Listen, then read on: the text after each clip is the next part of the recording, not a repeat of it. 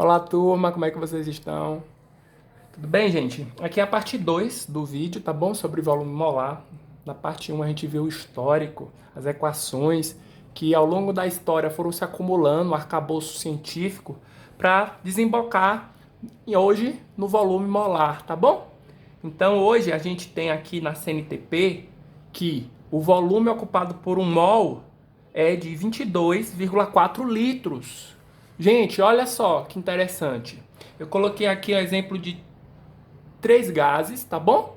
Sendo que volume molar pode ser trabalhado também em outro estado físico, por exemplo, sólido. Tá, gente? Mas no caso aqui do gás hélio, olha só, qual é a massa atômica dele? Então, a massa atômica do gás hélio é 4U, unidade de massa atômica, tá? Então, um mol de gás hélio, quantas gramas nós temos? Nós temos 4 gramas. Então, um mol, né? Um mol. Então, aqui eu vou ter, ó, um mol vai ter 4 gramas. Agora eu vou relacionar com volume, litros. Um mol de gás hélio ocupa quantos litros? Na CNTP, que é as condições normais de temperatura e pressão, a 0 graus Celsius e a 1 atm, ele vai ter 22,4 litros. Agora a gente vai para o gás oxigênio. O gás oxigênio, ele vai ter qual é a massa atômica, né? Aí eu vou chamar agora qual é a massa molecular do gás oxigênio. Então, o gás oxigênio tem 16 cada átomo, então vamos ter 32 U, né? 16 vezes 2. Quantas gramas? Então, um mol, sempre lembrando que a massa molar está relacionada a um mol. Um mol vai ter 32 gramas. 32 U, a massa molecular, 32 gramas a massa molar.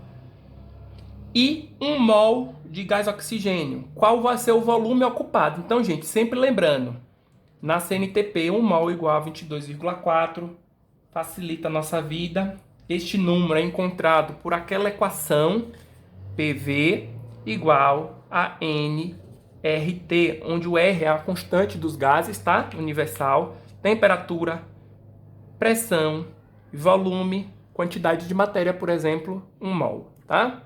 Usando na CNTP, a gente encontra 22,4, tá? De volume. Então, aqui voltamos agora para o monóxido de carbono. Qual é a massa molecular? O carbono eu tenho 12 de massa, o oxigênio eu tenho 16, 12 mais 16, 28.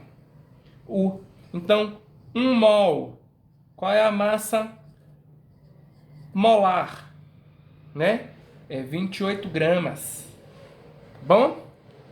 Já o volume de 1 mol vai ser na CNTP sempre a mesma quantidade, 22,4. Mas, professor, o hélio possui massa molar, massa molecular. O oxigênio também, massa molar e massa molecular. Massa molar e massa molecular do monóxido são todos diferentes. Os gases são diferentes, com elementos diferentes, né? Um gás nobre. Aqui eu estou tendo aqui, ó, moléculas com ligação covalente, com pontos de fusão, de ebulição diferente. Como é que pode eles ocuparem o mesmo espaço? Então, os estudos de Avogadro, de Gay-Lussac, de Charles, né? De todos esses cientistas, de Clapeyron, que desenvolve, junta, universaliza todos os estudos da lei isotérmica, isobárica, isovolumétrica, eles estudando, eles conseguem perceber que os gases se comportam de maneira semelhante. Porque, olha só, presta atenção, como é que pode um gás diferente do outro, mesmo que esteja nas mesmas condições, ocupar o mesmo espaço? Como pode, professor? Porque os gases, gente, eles estão em uma energia térmica e tão afastados um do outro, né? Um átomo possui um espaço, vamos dizer assim, tão grande que independente da estrutura molecular deles, o espaço de 2 moléculas juntas ou de 3 moléculas juntas, ainda assim teria espaço suficiente para eles ocuparem. Então, uma das explicações é essa, tá bom? E isso nós estamos falando de gases ideais, tá bom? Na vida real, quando a gente vai estudar os gases reais, algumas alterações têm que ser feitas nessa matemática, tá bom, gente? Mas isso serve de entendimento. Sim, professor, mas na questão pode ir lá me perguntar. 1 mol eu sei, tem 22,4. Mas se na questão me perguntar, por exemplo, com relação ao hélio, né, qual é o volume ocupado por 2 mols? E se me perguntar lá qual é o volume ocupado por 16 gramas, né, aqui de hélio, o hélio aqui, e aqui 16 gramas de oxigênio, né? Qual o volume ocupado por 10 gramas de CO? Então, gente, a partir daí a gente vai fazer nossa regra de 3, tá bom? Olha só. Se 1 mol ocupa 22,4 litros, 2 mols vai ocupar X. A gente já sabe que 2 mols é o dobro de 1 mol. Então, logo o volume ocupado seria também o dobro, tá bom? Olha, 1 vezes X dá X igual a 22,4 multiplicado por 2, o dobro. Então, X é igual a 44,8 litros. Então, o volume ocupado por 2 mols é 44,8. E isso daria para responder para qualquer outro gás. 2 mols de oxigênio, de gás oxigênio, daria 44,8. 2 mols de monóxido de carbono também daria 44,8. Então, é interessante a gente pensar dessa maneira. Agora vamos para 16 gramas de oxigênio. Então mudou, agora ele não está usando mais mol, está usando gramas. Mas a gente sabe que 32 gramas é igual a 1 mol, tá bom? Então a gente consegue ainda fazer a nossa regra de 3. Vamos lá. Olha só, se 32 gramas, né, que é 1 mol, vai ocupar quanto? Vai ocupar 22,4, porque 1 mol ocupa 22,4. Se 32 gramas é 1 mol, então 32 gramas vai ocupar 22,4 também. Assim como 16 gramas ocupa X. Gente, ó, de cara eu já percebo que 16 é a metade de 32. Então, se 32 gramas ocupa 22,4, 16 gramas, que é a metade, vai ocupar metade do volume, porque são grandezas diretamente proporcionais. Mas vamos para a conta. 32 vezes X, 32x, igual a 22,4 vezes 16. X é igual a 22,4 vezes 16 dividido por 32. Olha o que eu faço aqui. 16, dá para dividir por 16? Dá. E 32? Também. Então, quando eu simplifico minha equação aqui, o que é que acontece?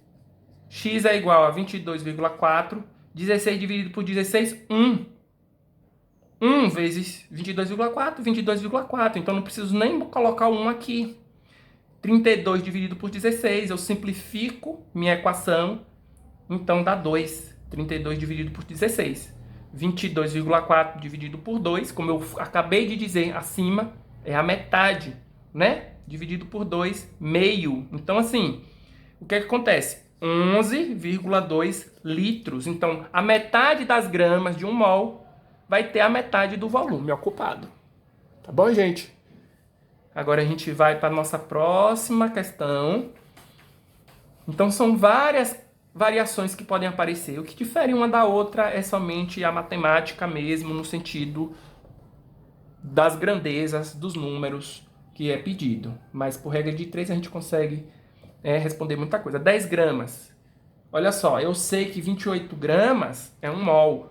Então, 28 gramas, eu já vou aproveitar isso aqui, 28 gramas de CO está para 22,4 litros. Então, 10 gramas está para X. Aí eu faço a regra de 3. 28 vezes X, 28x, igual a... Ó, gente, regra de 3, ó, tá? 22,4 multiplicado por 10. Aí a gente faz x igual 22,4 vezes 10 dá 224. O 28 que está multiplicando passa dividindo. Aí agora a gente vai fazer aqui 224 dividido. Então, gente, 224 dividido por 28 vai dar 8 litros, tá bom? 8 litros. Então, sempre lembrando, gente, de fazer as relações, são relações que, né, de proporção. Nesse caso aqui que a gente achou diretas. A gente vai agora para um último exemplo de uma questão, tá bom?